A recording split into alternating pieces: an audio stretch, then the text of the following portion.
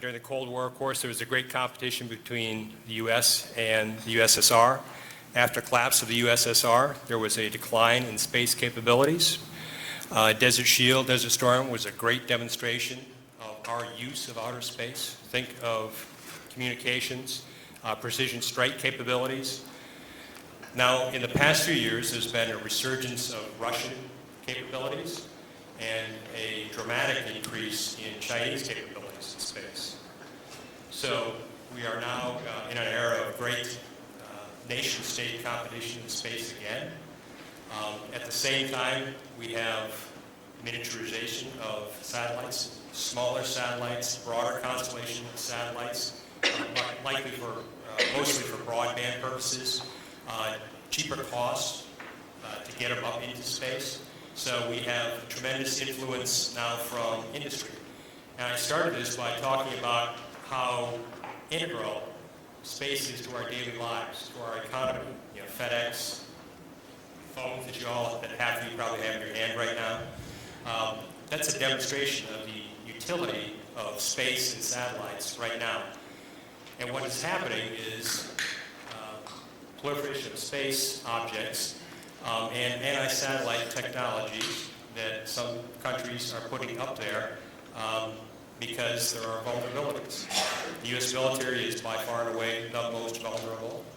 So I would expect that there would be increasing number of ASAT technologies that are being developed and that may be going aloft. And that's not only of great value or importance to us in the military, or the military and the intelligence community, but certainly to the commercial endeavors of our economy, worldwide economy in general.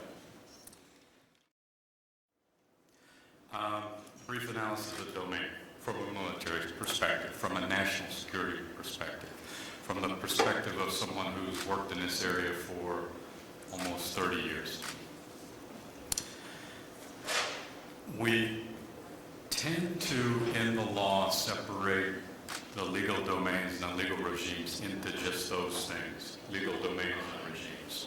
When in effect, in the military, we really don't think that way. We really think in terms of multi-domain operations. And the reason that's an important point as we go down this road of the manual is to know what we're trying to reconcile here. When you talk to anybody who's practicing in the military, whether they're a lawyer or an operator, you're looking to have an effect in a domain, whether that's land, sea, air, space, or cyberspace. And those seem to be, seemingly, service dependent, with the Army owning land and the Navy owning sea, and of course in the Air Force we like to say we own all three domains, because that way, with airspace and cyberspace, that way we get more assets when we go to the Hill. But even though it seems like we divide them up, that's not what happens in reality. It's actually conducting an operation in multi-domain command and control across several domains and having an effect.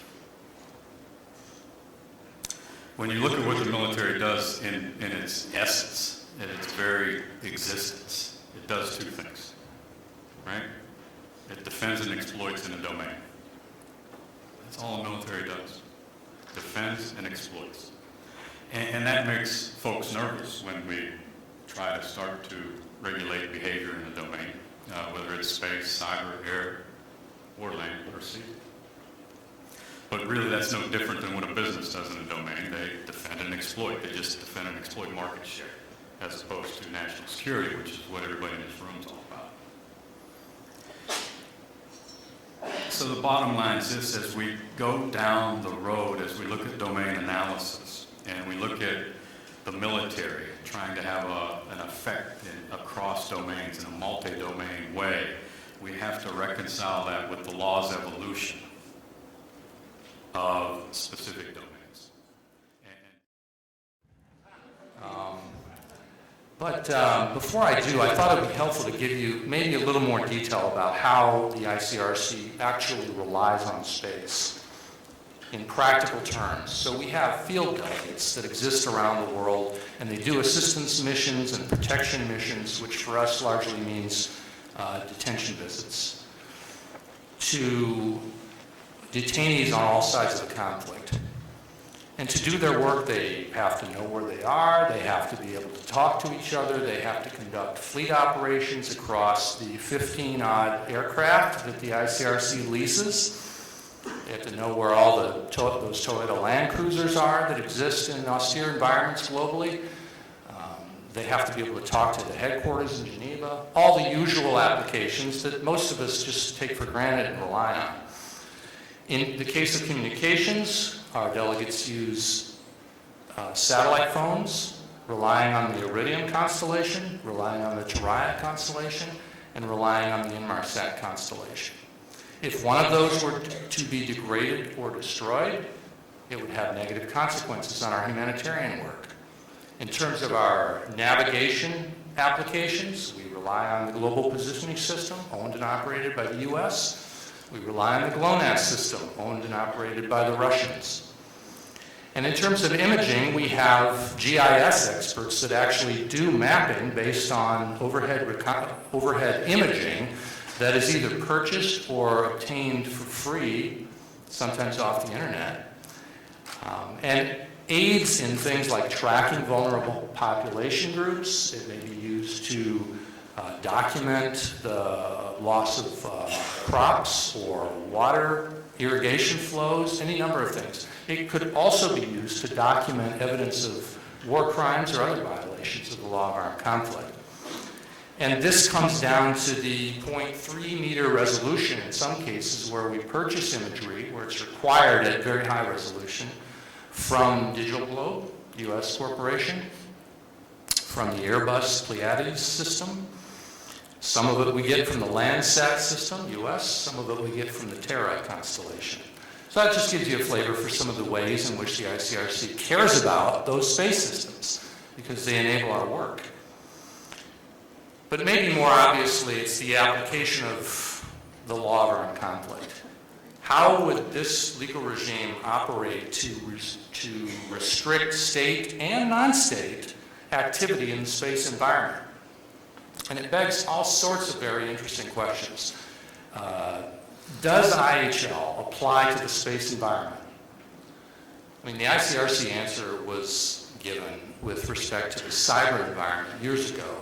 And it's basically that the law of armed conflict applies anywhere effects generated are generated as a result of armed conflict. And this is...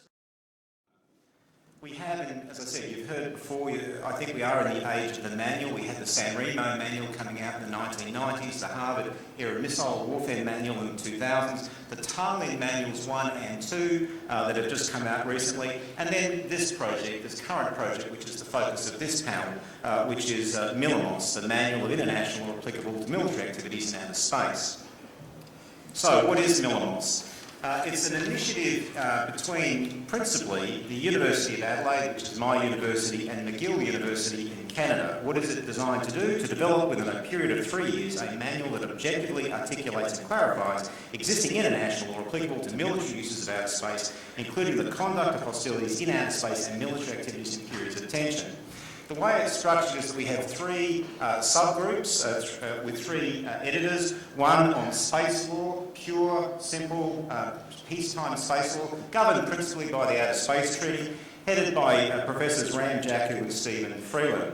We have a use of force group, headed by Colonel Rob Holman from Canada, and an IHL law, LOAC, or Law of War group, headed by Professor Mike Schmidt, who's known to many of you here, and Ms. Lise Vilhal from the NATO Cyber Defence Centre. We also have a group of technical experts that are contributing to the evolution of the legal analysis, headed by Dr. Laura Grego from the Union of Concerned Scientists.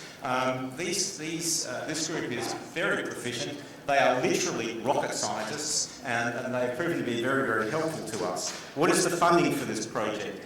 Unlike Tallinn, which had the largesse of the Estonian government, or the Harvard manual that had the support of the Swiss government, this is a university-led project. So it's cobbled together with grants and bits and pieces and money we find under rocks just to try and get some forward progress. The integrity of the manual process is absolutely important, as you would imagine. And yesterday, Eric Jensen spoke about the lex lata, which is the purpose of these manuals. These manuals are designed merely to restate the current customary international law, in the case of Harvard, governing air and missile warfare, in our case, activities or military activities in outer space.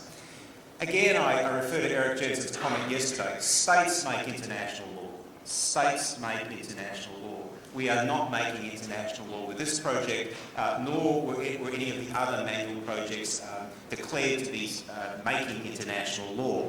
But they have a normative effect. They have a very real normative effect. And I like this quote from Ian Henderson from the Australian Air Force. While the rules cannot and do not claim to be authoritative, the depth and breadth of scholarship is arguably sufficient to, in effect, set up a rebuttable presumption.